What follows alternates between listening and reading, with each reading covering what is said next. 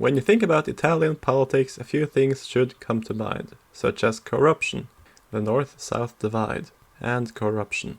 Silvio Berlusconi was for a long time the Prime Minister of Italy, but he did have a few scandals. Even though he was out of the office by the elections of 2014 to the European Parliament, the Social Democrats, led by Matteo Renzi, made huge gains.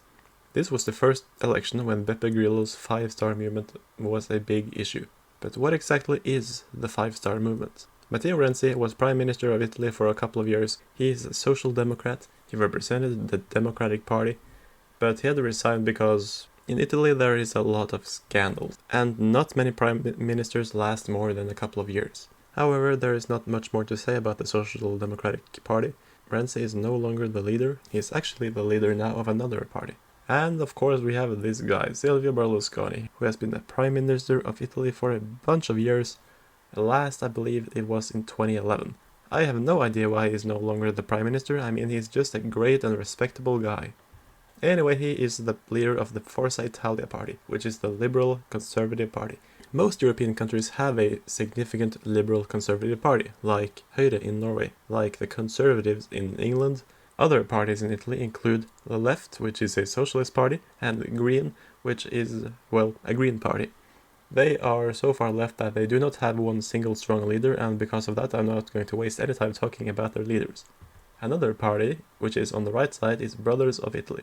They are led by this woman named Giorgia Meloni, and if you don't think that's a good enough reason to vote for them, well, they are the National Conservatives. The next party is Lega North. It's a right-wing populist party led by Matteo Salvini.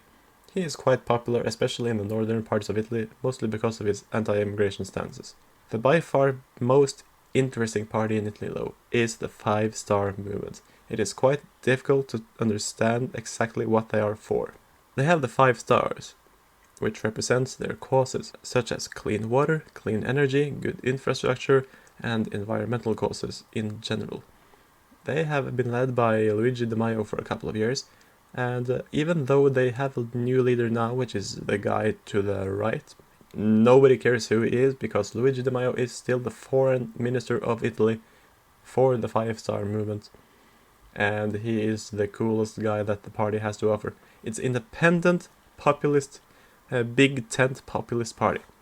That means they are quite cooperative, they are very flexible, they are not very ideologically based, they are very pragmatic and can cooperate with both sides. They're very much anti-corruption, and they are pro-direct democracy. They also have strong opposition to mass migration. In the 2013 Italian general election, as you might expect, the Social Democrats did quite good, mostly because of the Silvio Berlusconi effect. He, of course, was no longer the Prime Minister, but he did have his scandals and he did drag down his party. That and other reasons made the Democratic Party, or the Social Democrats, make huge gains and form a government after 2013. Then in 2014, Matteo Renzi became the Prime Minister. But then, in 2014 and 2015 and 2016, there was a massive wave of boat refugees. And how did Italians react? Hey, stop a minute! In the following election in 2018, the center-right coalition managed to get a massive plurality of the vote. The biggest party, however, was the independent FiveStar Movement, the populist party. They had gotten almost a third of the vote. The right-wing coalition was much bigger than the left-wing coalition in this election, but they did not have enough power to form their own government. They could cooperate with the FiveStar Movement, but there was a very big problem. The FiveStar Movement viewed Forza Italia and especially Berlusconi as the devil, and they would not cooperate with him or his party for anything in the world. So after a tense period, months of negotiations, the FiveStar Movement formed a government with only the League, with the independent guy named Giuseppe Conte as Prime Minister. The leaders of the two parties, Matteo Salvini and Luigi both became deputy prime ministers with very different and non-conflicting areas of responsibility. The next year, in the European Parliament elections, the League surged. They became the biggest party and took a lot of ground from the FiveStar Movement, which sees mostly their support disappear from northern Italy. The north-south divide is very significant in this election, as the North is very much in the League's column and the South votes for the FiveStar Movement. Even though the Democratic Party is the second largest party, their support is more spread out, mostly being in places like Tuscany. However, in 2019, after this election, there is a government crisis. Because of the popularity of the League, Salvini withdraws his support for Prime Minister Conte. He hopes that the president will call new elections, but he does not.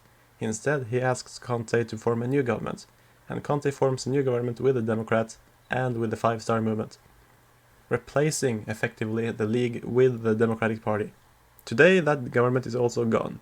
There was a new government crisis in the beginning of 2021, where he had to resign and the entire government collapsed.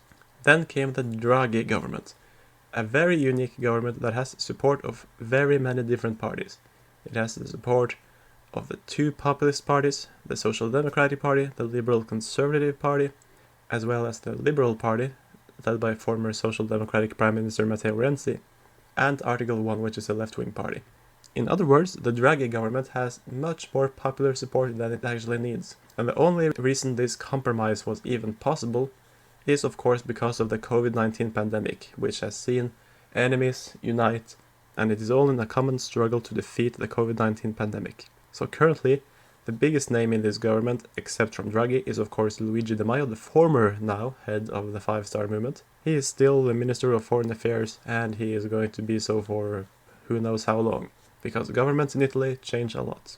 Thank you for watching this video. If you liked what you had to see, please push the like and subscribe button, and it will make me very happy. As for now, see you next time!